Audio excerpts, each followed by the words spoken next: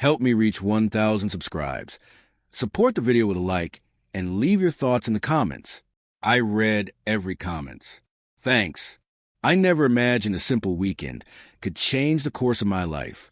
My name is Ethan, 38, and for the past 12 years, I've thought I knew everything about marriage, about love, about Sophie, my wife.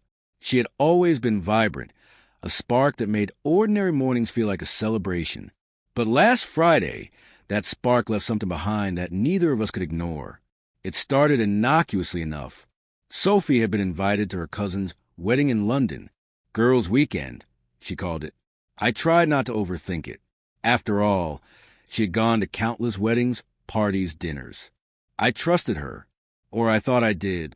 She packed her suitcase meticulously, humming to herself, choosing outfits that had me smiling in admiration. That night, I kissed her goodbye at the door, feeling the warmth of her perfume linger in the hallway long after she left. The first 2 days were normal enough. I went to work, ran errands, texted her sporadically. A picture here, a casual having fun. There, she replied with small emojis, sometimes a line or two about dresses, wine, or catching up with her friends. But by Sunday evening, I began noticing little cracks. Sophie's text started getting cryptic, vague, almost teased in a way that felt unfamiliar.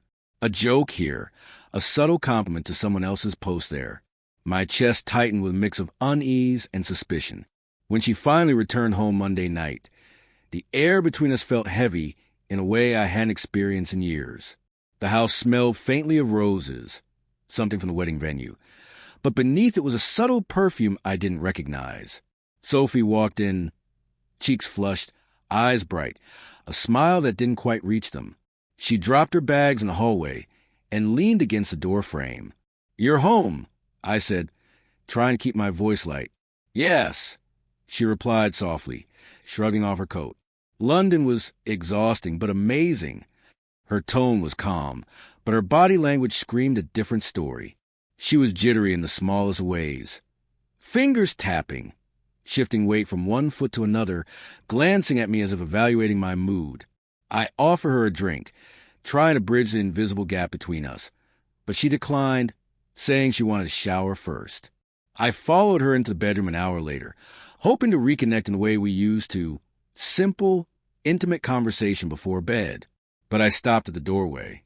The way she moved, almost unaware of my presence, the faint blush on her cheeks, and the distant look in her eyes made something click in me. Not anger, not yet, but a strange, icy clarity. Something was off. Something had changed. Over the next few days, the difference became impossible to ignore. Sophie laughed less at my jokes, brushed off compliments, and avoided touch in a way that went beyond tiredness or preoccupation. She seemed to float in a separate world, a parallel reality I was no longer allowed to enter. I tried talking to her gently. Did something happen at the wedding? I asked one evening, voice careful, neutral.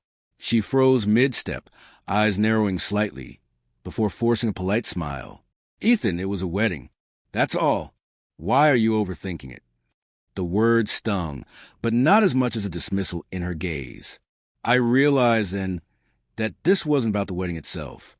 This was about her, about us, about how I had spent 12 years thinking we were in sync, only to discover I was alone in a marriage that had quietly shifted beneath my feet. It was Wednesday night when the breaking point arrived. I came home early, hoping to surprise her with dinner, a small gesture just to feel connected again. The house was quiet, too quiet, the kind of silence that screams in your ears. I found Sophie in the living room, scrolling through her phone, her laughter low and sudden, almost hidden. And then I saw it, a photo, barely noticeable, a close-up of her laughing with a man whose arm was draped over her shoulders. Not a friend, not someone casual. A man I didn't know. My heart stopped. I felt the floor shift beneath me.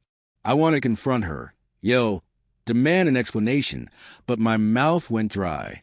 Instead, I watched silent, as the truth slowly unraveled itself in a single, fleeting image. For the next hour, we barely spoke. I prepared a simple plate of food, ate alone in the kitchen, while she sat on the couch, occasionally glancing at me, never meeting my eyes. Every fiber of my being screamed betrayal, humiliation, shock. And yet, there was something in me that stayed calm, a clarity I didn't expect. I knew what I had to do, but I waited, as though giving myself time to process the full gravity of the moment. By Thursday morning, I had made up my mind. 12 years, countless memories, laughter, shared dreams, and moments of intimacy.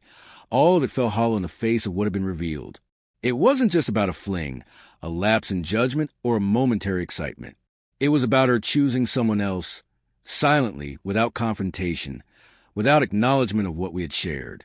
I sat at the kitchen table, pen and paper in hand, staring at the blank page, and realized I didn't need to write a long explanation. I didn't need anger, justification, or revenge. All I needed was truth, my own.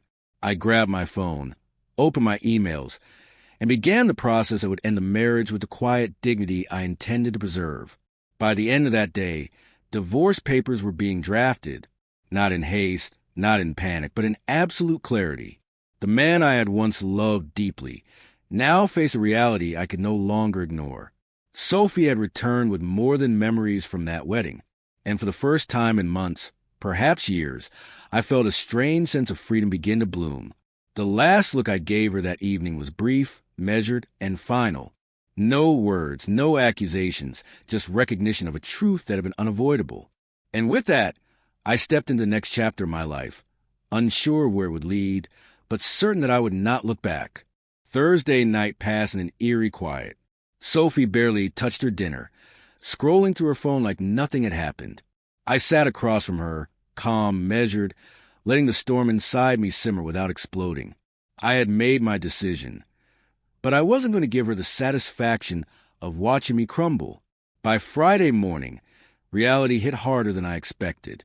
Sophie was busy packing for a supposed work trip she had mentioned only casually. But something in her demeanor screamed deception. The glances over her shoulder, the hurried motions, the faint smirk when she thought I wasn't watching. I followed her with careful observation, noting every detail. Something was off. I went through our shared calendars and messages subtly, without letting suspicion show. That's when I discovered the truth, a truth that felt like a punch to the gut. Sophie hadn't gone to London alone. The man in the photo was a new acquaintance.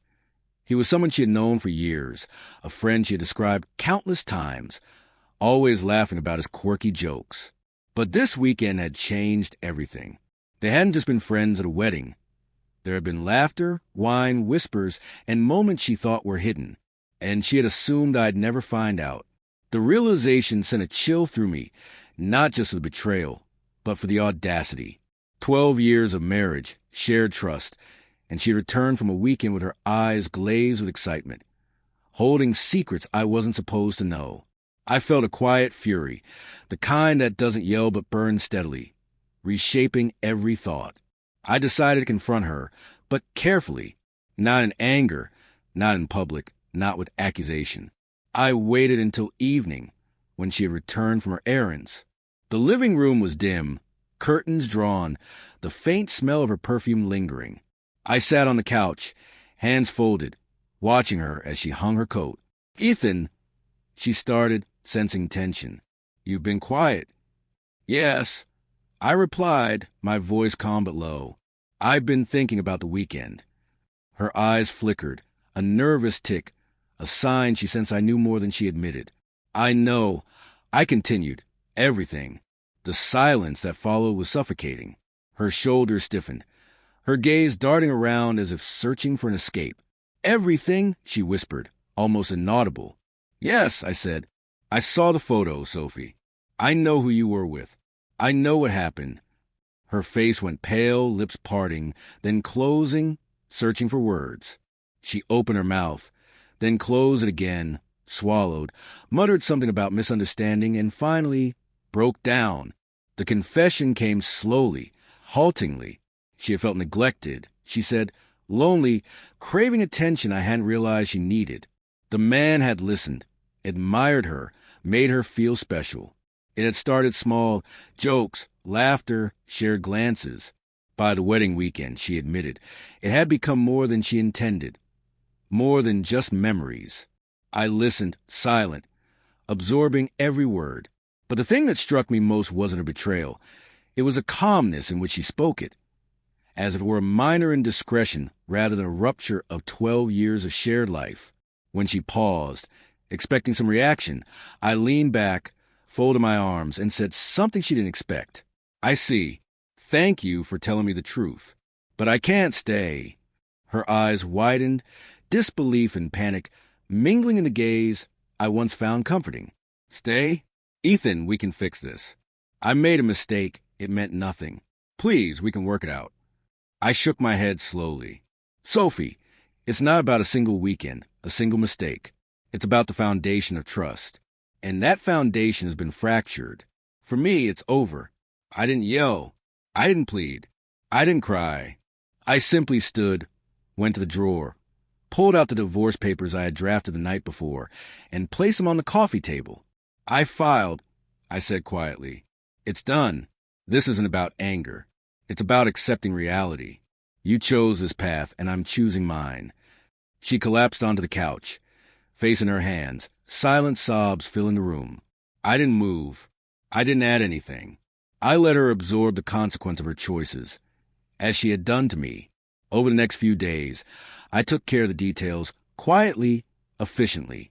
I contacted my lawyer, ensured accounts were separate, documented everything. Sophie alternated between pleading, apologizing, and blaming, but I maintained the calmness I had discovered in the aftermath of betrayal. There was a strange liberation in it, the kind that comes from reclaiming control, from stepping out a life that no longer honored your value. By the end of the second week, Sophie moved out, leaving behind clothes, memories, and 1,000 silent conversations we would never have. I sat in the empty living room one night, the quiet almost surreal, and realized something profound. Freedom isn't always loud. Sometimes it's quiet, steady, and full of clarity. I didn't celebrate. I didn't rejoice. But I felt the weight lift, the heavy burden of unacknowledged betrayal replaced by the sharp, clean edge of truth. And for the first time in months, I felt awake, alive, and in charge of my life again. Sophie had come back from a wedding with more than memories, but I was leaving with something far more valuable. A future I could finally face without compromise, without illusions, without compromise of my own self-respect. The past was gone, but the lessons remained. And in that clarity, I found not just closure, but a strange, hard-earned peace.